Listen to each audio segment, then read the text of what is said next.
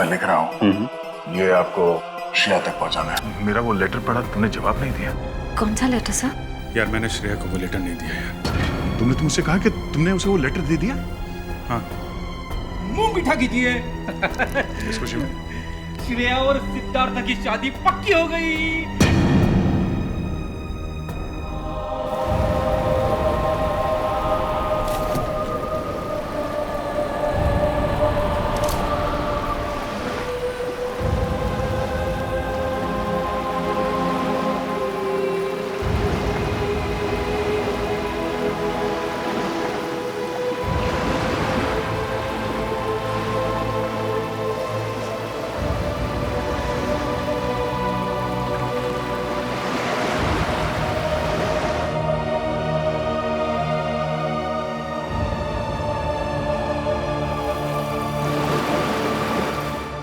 Sir बोलिए ना, क्या बात है? नहीं वो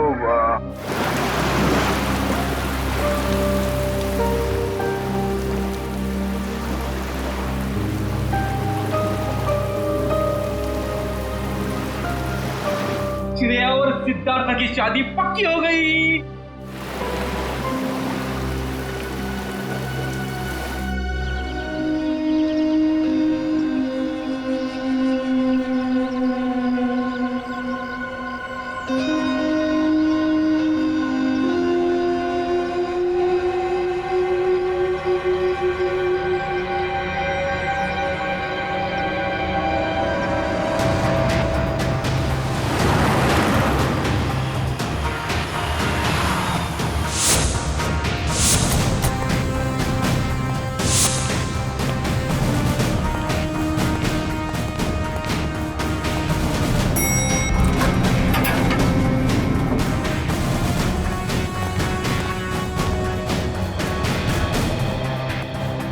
कहाँ है लाश?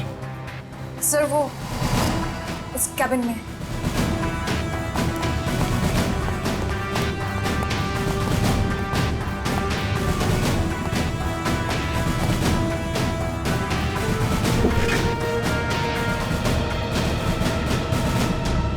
सर एक गोली लगी है सीने में।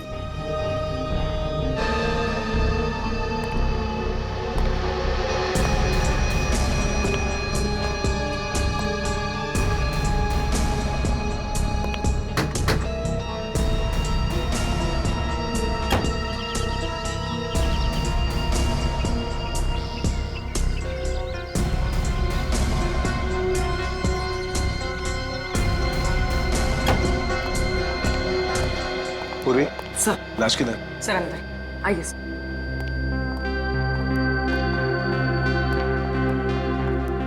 Hi there. क्या बात है? तुम्हारा खास दोस्त कहाँ है? अभिजीत? इस आदमी के शरीर में गोली लगी है और कोई एग्जिट वुंड नहीं है। सर कमरे को अच्छी तरह से चेक करो। Excuse me. हाँ प्लीज प्लीज।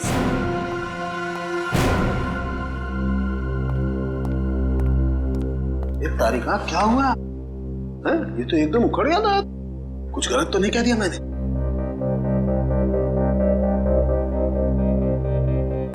कैसे हुआ ये सब? हमें नहीं पता है सर। क्या नाम है आपका? जी श्लोक। कितने लोग काम करते हैं यहाँ ऑफिस में? कोई 20-22 लोग। 20-22 लोग। दिन दहाड़े कोई आपके डायरेक्टर के कमरे के अंदर घुस जाता है, उसे मार देता है, और आप में से किसी ने कुछ नहीं देखा? सर मैं आपको सिर्फ इतना बता सकता हूँ कि जो कुछ भी हुआ है वो 1:30 से 2 के बीच हुआ होगा। खून किसने किया वो आप नहीं जानते। खून कितने बजे हुआ ये आपको मालूम है? हाँ सर, क्योंकि सर के केबिन का दरवाजा 1:30 से 2 के बीच अपने आप लॉक हो जाता है। क्यों लॉक हो जाता है? वो तो नहीं पता, सर ने ऐसे ही बनवाया है। तो क्या करते क्या थे कैबिन में 1:30 से 2 के बीच? सर हो सकता है कि वो अपने वाइफ से बात करता हो और नहीं चाहता हो कि कोई उसे डिस्टर्ब करे। नहीं सर, सर शादीशुदा नहीं थे। तो फिर करते क्या थे वो? हाँ? पूजा करते थे, खाना खाते थे, क्या करते थे? सर वो घर से खाना खा के आते थे। और ये कैबिन का दरवाजा हर रोज ऐसे ही बंद होता था? जी सर। जी सर। तो फिर आज उसी दौरान उनका खून हुआ, ये आप लोग कैसे कह सकते हैं? सर ये शालिनी है। सर इनको अंकुश सर से मिलना था। ये दौड़ते हुए उनके केबिन में गई, लेकिन अरे शालिनी, तुम भाग के कहाँ जा रही हो? सॉरी रचना, वो बॉस से कुछ अर्जेंट काम है मुझे। सर से मिलने जा रही हो? लेकिन अभी तो 1:30 बजने वाले हैं, केबिन बंद हो जाएगा उनका। पता है, इसलिए तो जल्दी जा रही हूँ। Excuse me.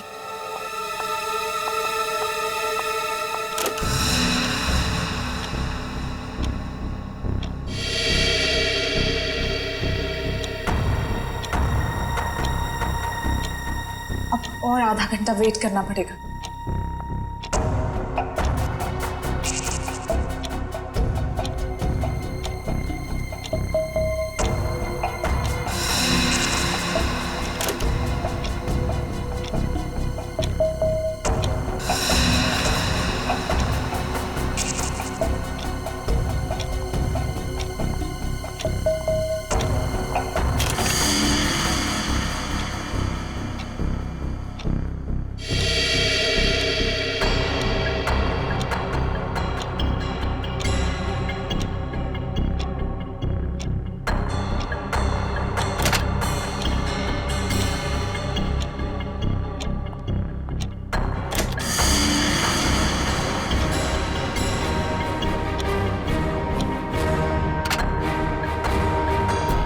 सर वो सर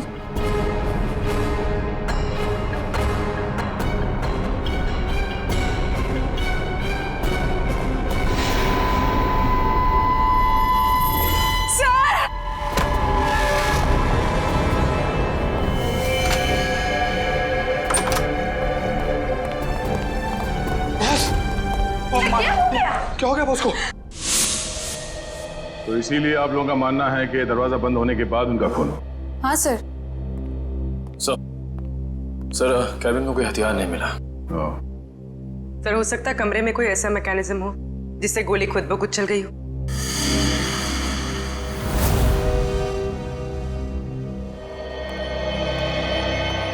डॉक्टर साहब, ये खूनी कहाँ खड़ा होगा जब उसने गोली चलाई? ये देखो, यहाँ टेबल पर खून के छींटे पड़े हुए हैं। इसका मतलब साफ है, खूनी वहां खड़ा था जब तुम खड़े हो। और ये अंकुश यहां था। सामने से खूनी ने गोली चलाई जो अंकुश के सीने में आकर के लगी, और गोली लगते ही अंकुश। और अगर गोली किसी मैकेनिज्म से चलाई गई है तो मैकेनिज्म इसी लाइन में होनी चाहिए। बिल्कुल। रेडी निखिल, जरा देखो कोई मैकेनिज्म दिखता है क्या? मैकेनिज्म? हाँ, जिस वक्त अंकुश की मौत हुई उस वक्त ना कोई कमरे में बाहर से अंदर आया और ना कोई अंदर से बाहर गया। आप लोगों को पता है कि मौत कितने बजे हुई? हाँ, ऑफिस स्टाफ का कहना है कि दोपहर को 1:30 से 2 बजे के बीच। सही है। राइगर मोर्टिस लाश की जकड़न भी यही बता रही है।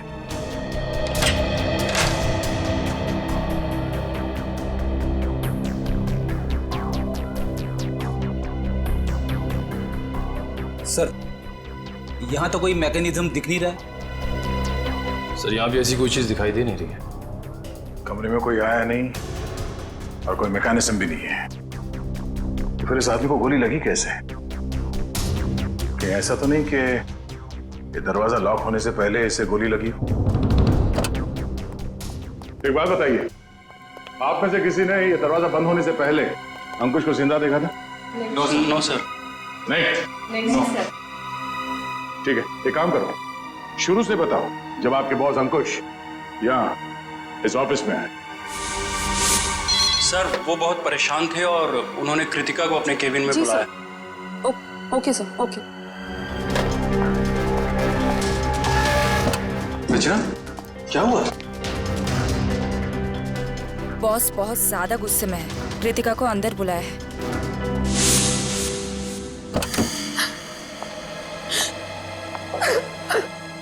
क्या हुआ कृतिका? रो क्यों रही हो? कुछ नहीं। अरे बताओ ना, रो क्यों रही हो? कुछ नहीं हुआ। अरे बताओ तो कृतिका। ये कृतिका अभी कहाँ है? ऑफिस से चली गई क्या वो? नहीं सर, उसका बैग तो यहीं है।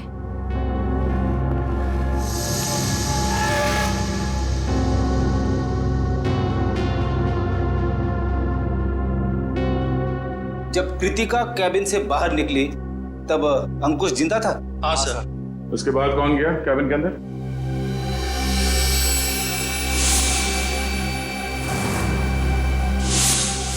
देखिए, हम एक सवाल 2 बार नहीं पूछेंगे आप लोगों से। हम यहाँ ये पता करने की कोशिश कर रहे हैं कि आपके बॉस का खून किसने किया, और इसके लिए हमें आपके सहयोग की जरूरत है। और आपके ऐसे चुप रहने से कुछ हासिल नहीं होगा। इसलिए बताइए, कृतिका के बाहर आने के बाद अंकुश के कैबिन में कौन गया था? सर, त्र्यंबक, रचना और मैं। उस वक्त कितने बजे थे?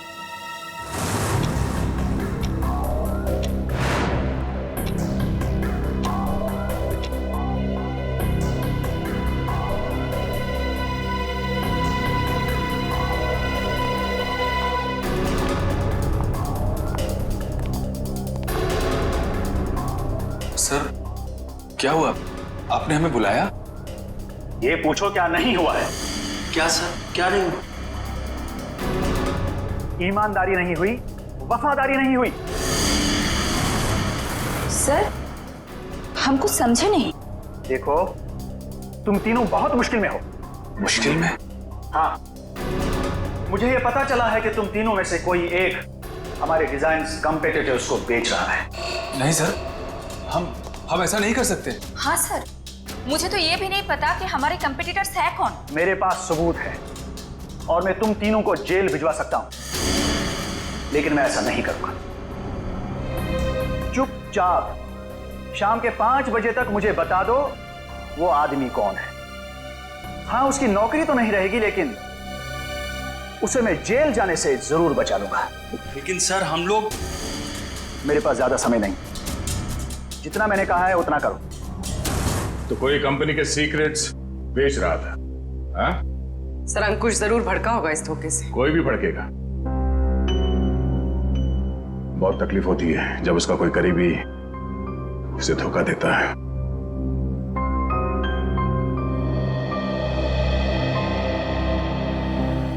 तुम तीनों में से कोई एक धोखेबाज है, वरना अंकुश सिर्फ तुम तीनों से पूछताछ क्यों करेगा इस बारे में?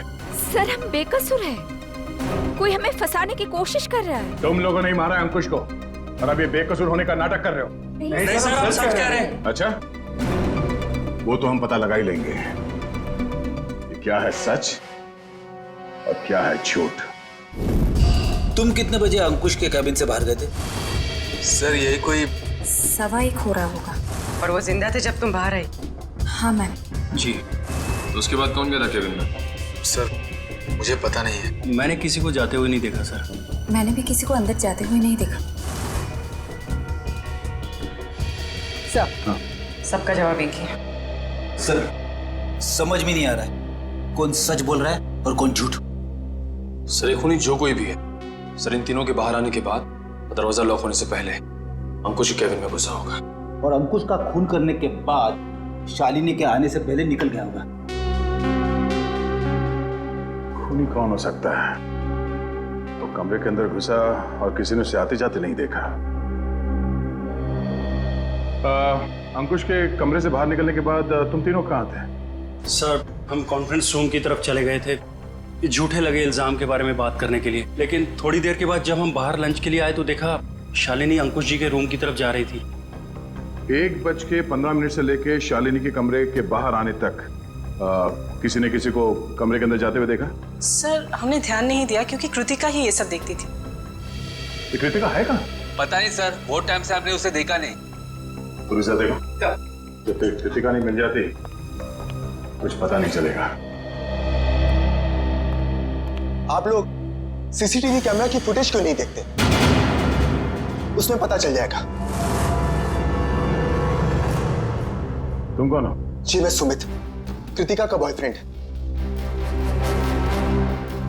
और ये सीसीटीवी कैमरा के बारे में क्या बता रहे हो? कृतिका ने मुझे बताया था कि बॉस ने स्टाफ पे नजर रखने के लिए उसके डेस्क पे एक सीक्रेट कैमरा लगा रखा था। कैमरा?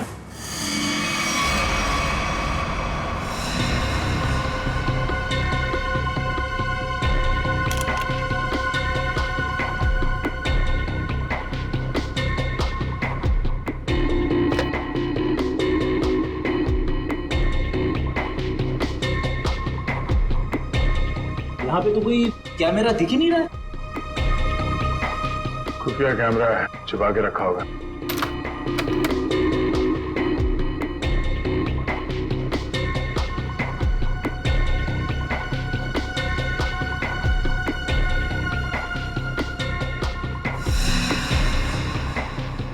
ये देखो, लाफिंग बुद्धा की आंखों में कैमरा है। निखिल, पता करो इसका रिसीवर कहाँ है।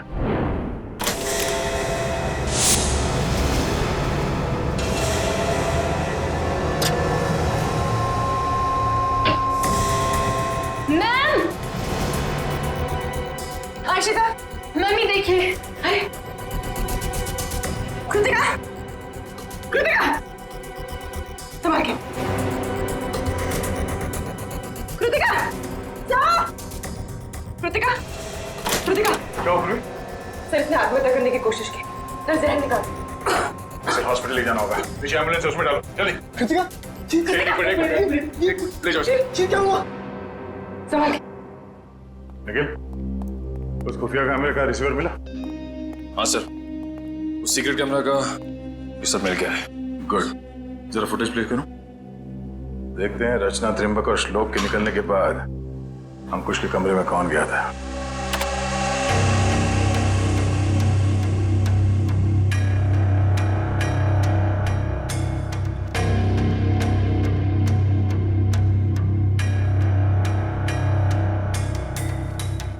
उन तीनों ने कृतिका के बारे में जो कहा था वो तो सही निकला। अब आगे देखते हैं।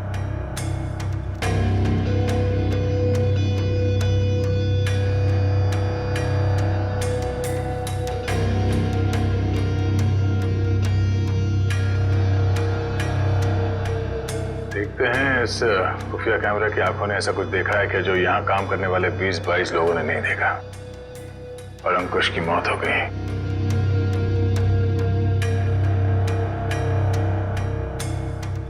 एक मिनट होगा सर, ये आदमी कौन है?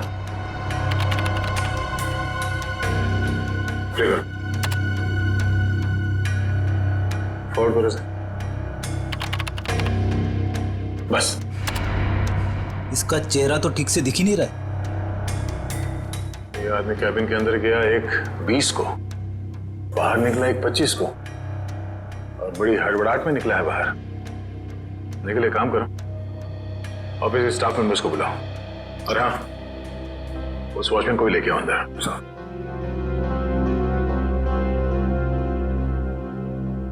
आइए सर।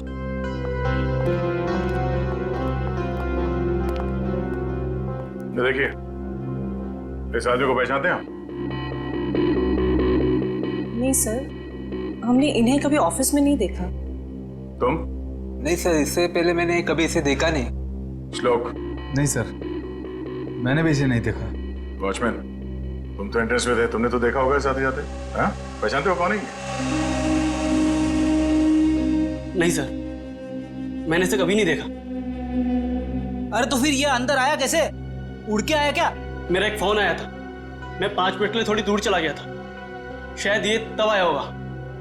अच्छा, निखिल, एंट्रेंस में जो कैमरा है उसका फुटेज चेक करो।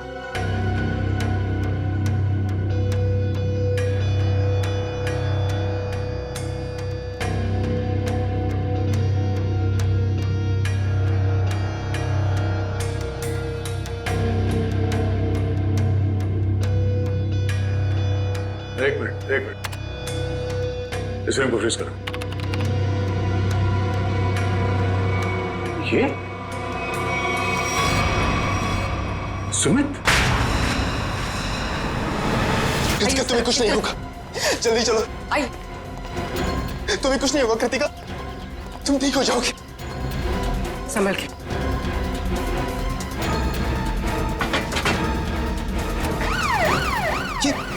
नहीं जा रहा। ये क्या कर रहे हैं सर? कृतिका के पास मेरा रहना जरूरी है। तुम आज इस ऑफिस में से पहले भी आए थे ना? हाँ, कृतिका बहुत परेशान थी, उसी ने मुझे फोन करके बुलाया था। अंकुश का खून करने के लिए? ये कैसी बातें कर रहे हैं आप लोग? सच है, वही कह रहे हैं, समझे? तुम अंकुश के कैबिन में घुसे, इसका खून करके वहां से निकल गए, और तुम कृतिका से मिले भी नहीं। सर ऐसा कुछ भी नहीं है, मेरी बात समझने की कोशिश कीजिए। आप लोग जैसा समझ रहे हैं ऐसा कुछ भी नहीं, मैंने किसी का खून नहीं किया है। चल अंदर चल, तेरी राम कहानी हम लोग वहीं सुनेंगे। निकल। सर मैं सच कह रहा हूँ, मैंने खून नहीं किया है। तुम्हारे गिड़गिड़ाने का कोई फायदा नहीं है। हम जानते हैं कि अंकुश का खून तुम नहीं किया है। काश सर, अगर मैंने उसका खून किया होता तो मुझे अपना गुनाह कबूल करने में खुशी होती। मैं उसे मारना चाहता था लेकिन मार नहीं पाया। तुम अंकुश को क्यों मारना चाहते थे?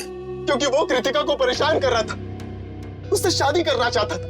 कहता था कि अगर शादी नहीं करोगी तो उसे नौकरी से निकाल देगा। बार बार अपने एमडी होने की धमकी देता था।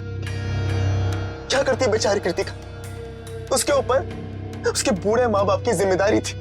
इसलिए तुमने बदला ले लिया अंकुश का खून करके? नहीं सर, तब मुझे कृतिका ने बुलाया था, वो बहुत रो रही थी। अंकुश ने फिर से उसे धमकी दी थी, पर जब मैं ऑफिस पहुंचा तब मुझे वो नहीं दिखी। तब मैं जाकर अंकुश को धमकाया और वहां से बाहर चला गया।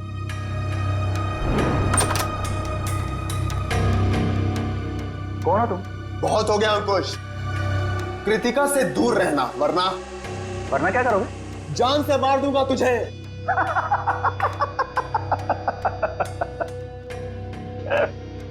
अरे जा, जो करना है कर। कृतिका सिर्फ मेरी बनेगी। अंकुश, तू यहां से निकल रहा है या मैं सिक्योरिटी को बुलाऊं? आउट। अभी तो जा रहा हूं लेकिन बहुत जल्द लौटूंगा, और तब तुझे मुझसे बचाने के लिए कोई नहीं रहेगा, कोई नहीं रहेगा।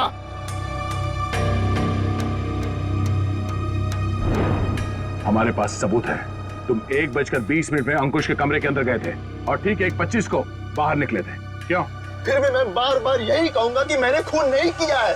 देखो सुमित, दया सर को गुस्सा मत दिलाओ। सीधी तरीके से मान जाओ कि खून तुमने किया है, क्योंकि तुम्हारे जाने के बाद यहाँ की स्टाफ शालिनी जब कैबिन में गई तब अंकुश मरा पड़ा था। सर मेरा विश्वास कीजिए, मैंने खून नहीं किया है। प्लीज मेरा यकीन कीजिए आप लोग। याद देखो। सर, गन पाउडर की स्मेल। स्प्रे देना। एक मिनट।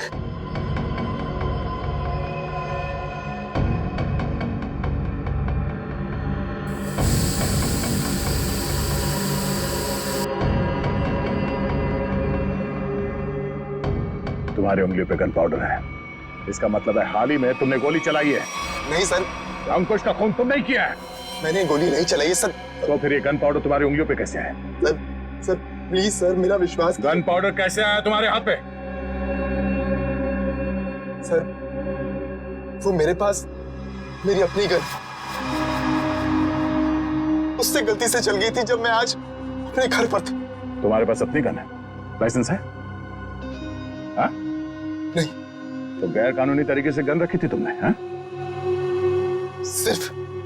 सिर्फ और सिर्फ अंकुश को मारने के लिए। अगर आज उससे कोई नहीं मारता तो मैं शायद उसे जरूर मार देता। तो गन कहाँ रखी है तुमने? बाहर फ्लावर पॉट में। गन को बाहर क्यों छोड़ा तूने? हाँ? क्योंकि कृतिका ने मुझे कसम दी थी कि मैं अपने साथ गन अंदर लेकर ना आऊं, वरना गुस्से में मैं कहीं उसके बॉस को मार ना दूं, इसलिए बाहर छोड़ दी। चल दिखा वो गन कहाँ है।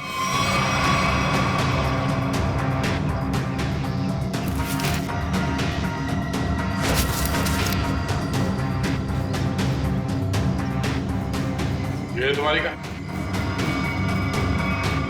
हाँ सर।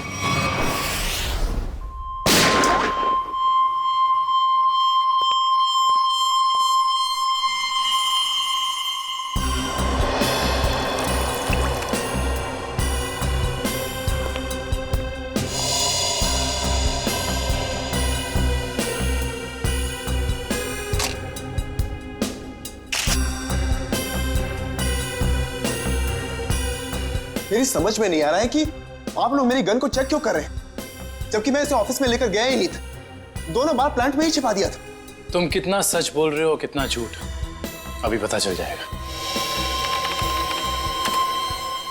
भैया तो मैच होती है। ये गोली और अंकुश के शरीर में जो गोली मिली है वो गोली, दोनों मैच होती है। इसका मतलब साफ है अंकुश को इसी गन से गोली मारी गई है। अब बोलो, तो तुमने दोनों बार ये गन ऑफिस के बाहर वाले गमले में छुपा दी थी? सर मैं आपसे बार बार कह रहा हूं कि मैंने अंकुश को नहीं मारा। जब मैं उसके कैबिन से बाहर निकल रहा था तो वो जिंदा था।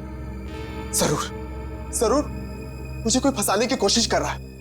तो मतलब तुम्हारी गन अपने आप गमले से बाहर आई, अंकुश जी को गोली मारी और फिर आके गमले में छुप गई। और ये कहानी है सर? अरे मैं कोई कहानी नहीं बना रहा हूं, मेरा विश्वास कीजिए। एक सेकंड, कॉल। क्या? हाँ, मुझे याद आ गया। जैसे ही मैं अंकुश के कैबिन से बाहर निकल रहा था, उसके मोबाइल पर एक कॉल आया था।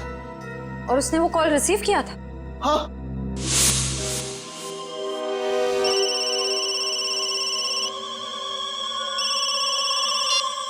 हाँ बोल। अंकुश का मोबाइल चेक करो। सर अगर अंकुश ने ये कॉल रिसीव किया है तो शायद वो तुम्हारे निर्दोष होने का सबूत हो।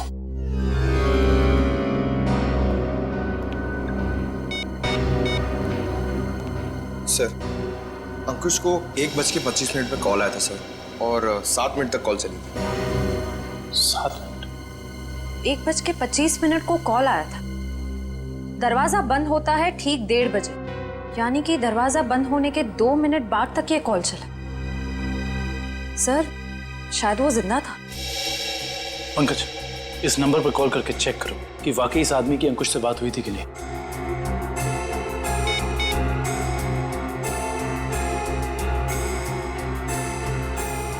अंकुश नहीं, मैं सीआईडी ऑफिसर पंकज बोल रहा हूँ। अच्छा एक बात बताइए, आपने आज अंकुश को फोन कॉल किया था? आपकी बात हुई थी उससे? अच्छा, लगभग कितने मिनट तक बात हुई थी? 5 से 7 मिनट। अच्छा ठीक है, थैंक यू वेरी मच। नहीं कोई टेंशन।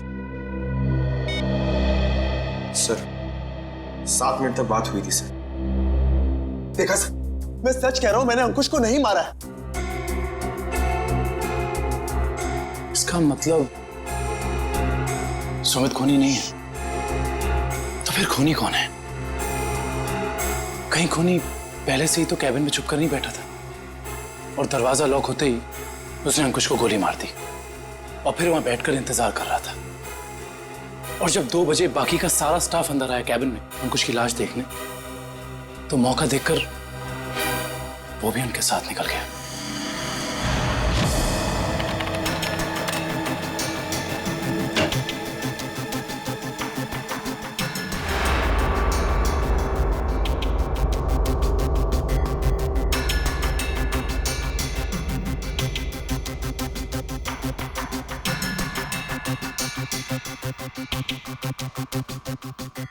ये देखिए सर, शालिनी के चीखने के बाद जो 6 लोग कैबिन के अंदर आए थे वही 6 लोग कैबिन से बाहर गए।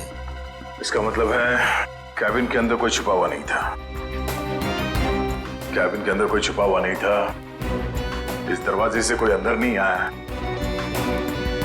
और अंकुश इस कमरे में अकेला था जब ये दरवाजा बंद हुआ। तो इस कमरे के अंदर आने का इस दरवाजे के अलावा सिर्फ एक ही रास्ता है, वही ये खिड़की।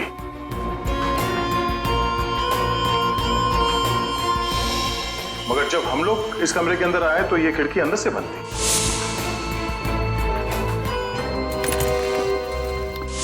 तो अगर हम ये मान के चले कि कोई इस खिड़की के जरिए अंदर आया है तो नीचे से ऊपर आना तो बहुत मुश्किल है और किसी ने तो देखा ही होगा उसे ऊपर आते हुए। दूसरा रास्ता बचता है ऊपर टेरेस से।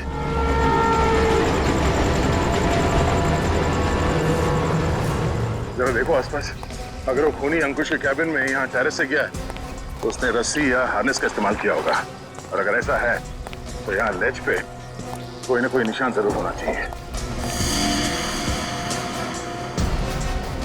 चेक करो।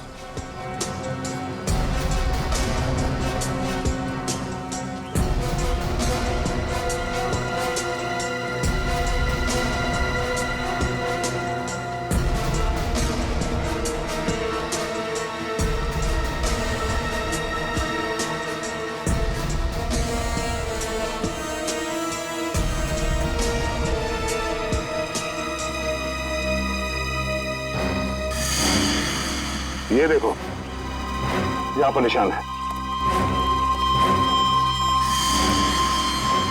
ये निशान, उसने रस्सी को यहां से बांधा और यहां से नीचे उतरा, क्योंकि ठीक नीचे यहाँ पे अंकुश का ऑफिस है। और फिर और रस्सी सपोर्ट के लिए शायद वहां उस पे बांधा होगा। ये देखो, रस्सी के घिसने का निशान है यहाँ पे। इसका मतलब है उसने रस्सी यहाँ इस पाइप पे बांधा और वहां से नीचे अंकुश के कैबिन में गया। कमाल है सर, खूनी इतना कुछ करता रहा लेकिन किसी ने उसे देखा तक नहीं। खूनी ने जिस तरीके से मेहनत की है खून करने के लिए, उससे तो साफ साफ दिख रहा है सर, उसके दिल में कितनी नफरत भरी पड़ी थी अंकुश के लिए।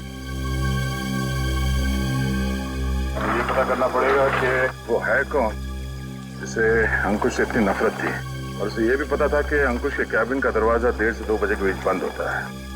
वो ना हो ये कोई ऑफिस का ही आदमी है।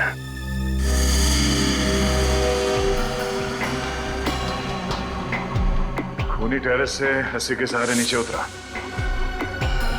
और फिर खिड़की के रास्ते कैबिन में आया। लेकिन आपने तो चेक किया था, खिड़की अंदर से बंद थी, जिसका बाहर से खुलना नामुमकिन था। एग्जैक्टली फ्रेडी, इसका मतलब है खून होने से पहले खूनी ने या उसका साथ देने वाला कोई ना कोई इस ऑफिस में था, जिसने छुपके से ये लैच, खिड़की का लैच खोल दिया ताकि इसे बाहर से खोल सके। फिर सर खूनी ने खिड़की को अंदर से लॉकअप किया। ये शायद तब हुआ होगा जब ऑफिस के बाकी के स्टाफ मेंबर्स अंकुश की लाश देखने के लिए कैबिन के अंदर घुसे। खूनी यहाँ से अंदर आया और उसने अंकुश को गोली मार दी। गोली चलने की आवाज नहीं आई, शायद गन पे साइलेंसर लगा हुआ था। और फिर अपना काम करने के बाद खूनी वापस इस खिड़की से ऊपर चला गया। मगर खूनी ने एक गलती कर दी। वो क्या सर? लैच। जब उसने खिड़की खोलने के लिए ये लैच ऐसे खोला होगा, जाहिर सी बात है उसने ग्लव्स पहनने की तकलीफ नहीं की होगी। इसका मतलब खूनी के उंगलियों के निशान उस लैच पे है।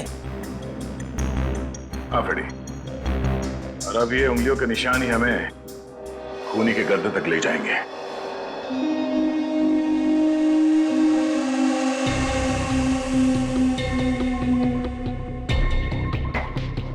सर आप लोग हम पर शक कर रहे हैं? हाँ, क्योंकि खूनी आप लोगों में से कोई है। ये क्या कह रहे हैं आप सर? सही कह रहे हैं, थोड़ा इंतजार करो। उस खिड़की के लैच पे जो उंगलियों के निशान मिले हैं, अगर वो आप में से किसी के फिंगरप्रिंट्स के साथ मैच होते हैं तो पता चल जाएगा कि अंकुश का खूनी कौन है।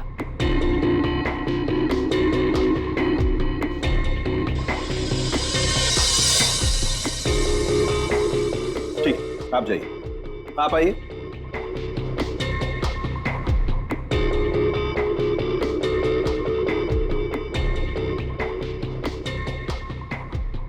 ठीक, जाइए।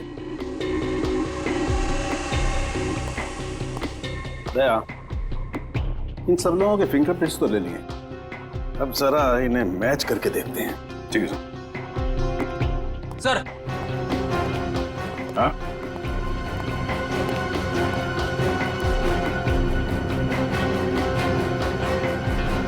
खूनी ने टेरेस से नीचे उतरने के लिए जिस रस्सी का इस्तेमाल किया था, वो रस्सी कहीं मिल नहीं रही है। अच्छा, रेडी? वो रस्सी यहाँ ऑफिस में होनी चाहिए। ढूंढो, देखो कहाँ है वो रस्सी। सबसे बड़ा सबूत है, इस फिंगरप्रिंट से भी ज्यादा बड़ा। अगर वो रस्सी मिल गई तो समझ लो खूनी अपने आप अपने हाथ आ जाएगा।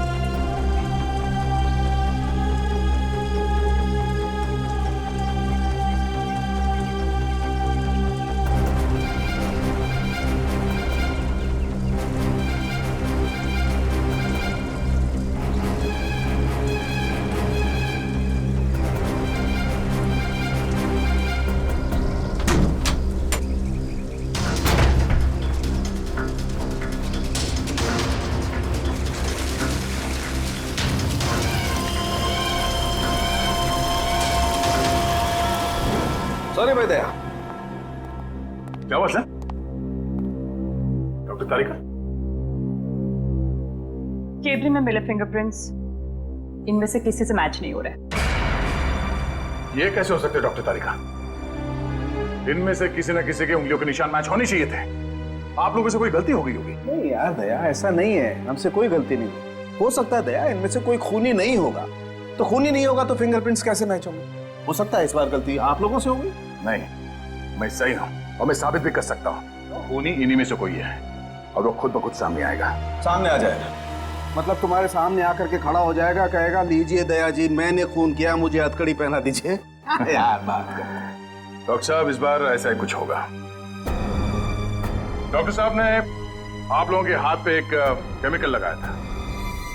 वो केमिकल रिएक्ट करेगा और वो केमिकल तब रिएक्ट करेगा जब आप में से जो खूनी है वो ऊपर टेरेस पे जाके पानी के टैंक के अंदर से वो रस्सी निकालेगा।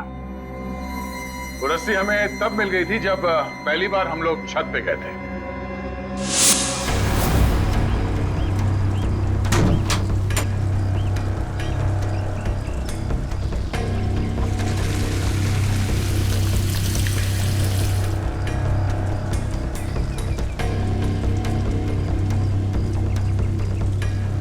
पूरी तैयारी के साथ आया था। उस रस्सी पे हमने एक केमिकल लगाया है और वो केमिकल तब रिएक्ट करेगा जब आप लोगों के हाथ पे लगा हुआ केमिकल उसके कांटेक्ट में आएगा। आप लोगों के हाथ चमकने लगेंगे अंधेरे में। Lights off.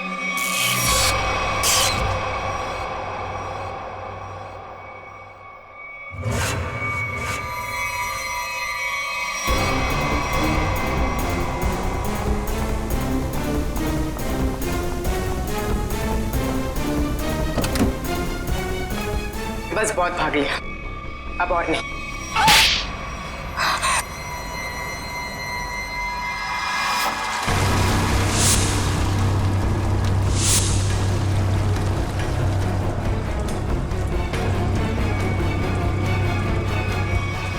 तुमने अंकुश को क्यों मारा? तुम्ही कंपनी के सीक्रेट्स बेच रही थी ना? और जब अंकुश तुम तीनों से पूछताछ कर रहा था, तुम जानती थी कि तुम्हें उससे छुटकारा पाना है। हाँ? मैं बहुत पहले से ही जानती थी कि मैं पकड़ी जा सकती, इसलिए मैंने प्लान बना के रखा था कि जब भी मौका मिलेगा मैं अंकुश को मार दूंगी। तो तुमने अपने प्लान में सुमित को कैसे फंसाया और क्यों फंसाया? उसने क्या बिगाड़ा था तुम्हारा? मेरी सबसे अच्छी सहेली को मुझसे दूर कर दिया था। मैं और कृतिका अच्छे दोस्त हुआ करते थे, लेकिन जब से सुमित उसकी जिंदगी में आया था तब से कृतिका उसकी बातें करती रहती थी।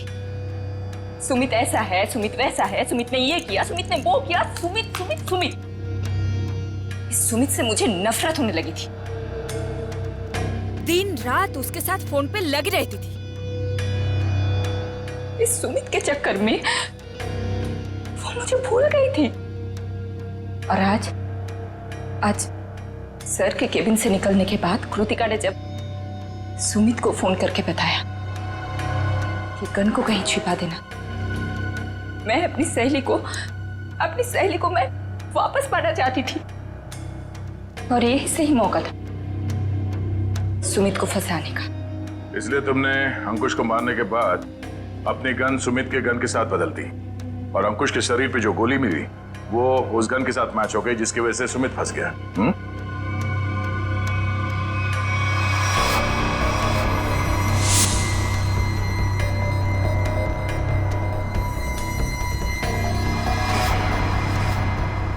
और जब अंकुश अपने कैबिन में तुम तीनों पे भड़क रहा था, उस वक्त तुमने चुपके से उस खिड़की का लैच खोल दिया।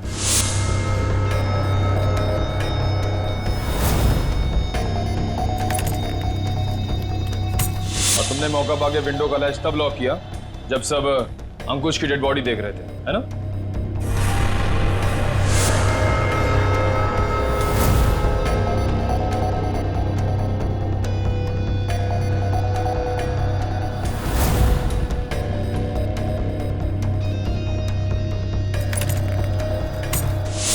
तुम्हें कैसे मालूम कि सुमित के पास कौन सी गन है?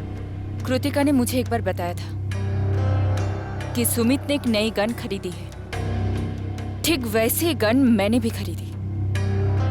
और आज जब सुमित दोबारा ऑफिस में आया तो मुझे पता था कि वो गन फिर से कहीं बाहर रख के आया होगा।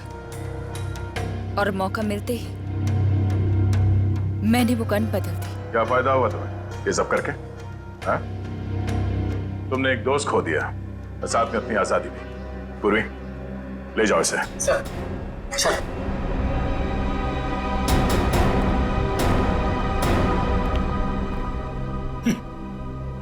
लोग भी दोस्ती में क्या क्या करते हैं सर।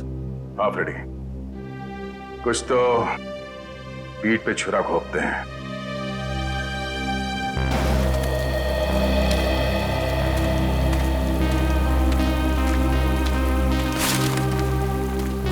हाय। झूठ बोला तुमने दया से? हाँ, भाई जैसा ना वो तुम्हारा, इस तरह से दिल दुखाया? कैसी बात कर रहे हो तारिका? मैं तो सपने में भी उसका दिल दुखाने की नहीं सोच सकता। उसको दुख ना हो इसलिए मैंने झूठ बोला। अभिजीत, झूठ के पैर नहीं होते, वो ज्यादा दूर तक चल नहीं सकता। तुम्हें दया को सब कुछ सच सच बता देना चाहिए था। बताया था मैंने सच उसे, कड़वा सच। मैं सिर्फ ये जानने आया था कि श्रेया ने उस लड़के को हाँ बोला है या नहीं। नहीं, वो हाँ बोल दिया श्रेया ने। लेकिन जब मैंने दया का चेहरा देखा, लगा जैसे किसी गोली ने उसके सीने को चीर दिया है।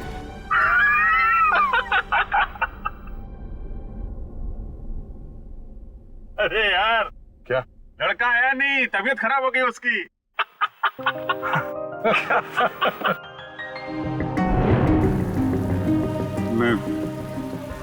मैं दया को इस हालत में नहीं देख सका। मैंने बात पलट दी। मैंने कहा कि मजाक था। सिद्धार्थ का परिवार तो आया ही नहीं। मैं जानता हूं ये गलत है तारिका, लेकिन ये गलत उस समय मुझे सही लगा। और दया का इतना इंपॉर्टेंट लेटर श्रेया को ना देना, ये भी तुमको सही लगा? क्या लगता है तुम्हें कि मैं जानबूझ के ये सब कर रहा हूं? मैं नहीं चाहता दया और श्रेया एक हो। दुनिया मुझे कुछ भी कहे, मुझे कोई फर्क नहीं पड़ता, लेकिन तारिका तुम मुझे गलत समझ रही हो। बहुत दुख हुआ मुझे, बहुत दुख हुआ। गया था मैं श्रेया के घर वो लेटर लेके। नमस्ते अभिजीत, तुम? हाँ, अंदर आओ। श्रेया से थोड़ा काम था, वो है क्या? हाँ है, बैठो, मैं उसे बुलाती हूँ। बैठो।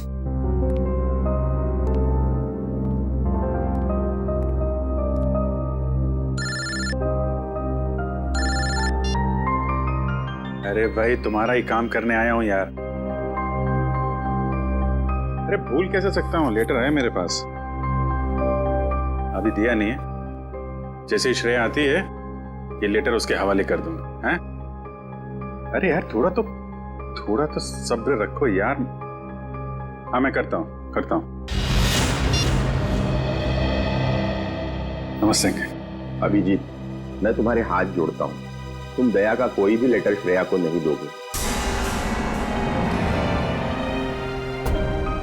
लेकिन दया और श्रेया तो... मैं जानता हूँ दया और श्रेया कुछ कहते नहीं, लेकिन वो एक दूसरे के काफी करीब हैं। मगर मैं अब नहीं चाहता हूँ कि श्रेया अपना फैसला बदले। ये तो दोनों के साथ ज्यादती होगी। आप? अभिजीत, मैं मजबूर हूँ। मैंने पिछले साल सिद्धार्थ के पिता से एक बड़ी रकम उधार ली थी, जो मेरे अलावा मेरे घर में कोई नहीं जानता। और अगर श्रेया ने इस शादी से इनकार किया तो वो लोग सारे पैसे वापस मांग सकते हैं, जो मैं अभी देने की स्थिति में नहीं हूं। लेकिन अंकल, ये तो श्रेया की जिंदगी का सवाल है। तो मैं क्या करूं? इतने पैसे कहां से लाऊं? श्रेया की मां को हार्ट प्रॉब्लम है। तुम लोगों की जरा सी गलती हमें प्रॉब्लम में डाल सकती है। देखिए, अगर सिर्फ पैसे की बात है तो हम लोग मिलकर कोशिश कर सकते हैं।